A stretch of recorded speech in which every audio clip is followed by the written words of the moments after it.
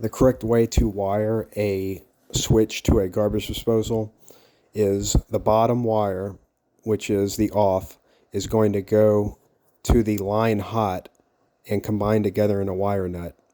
The top wire is going to go to the garbage disposal hot wire and combine together in a wire nut. And the neutral from the garbage disposal and the neutral from the line will combine together into a third wire nut. And it's very simple like that. And I couldn't figure out how to wire it really correctly, so I was doing a lot of research. But before that, I tripped the breaker several times trying to. I actually put one of the wires from the switch to a hot, and I put another wire from the switch to the neutral, and that tripped the breaker. So I had to do quite a bit of research.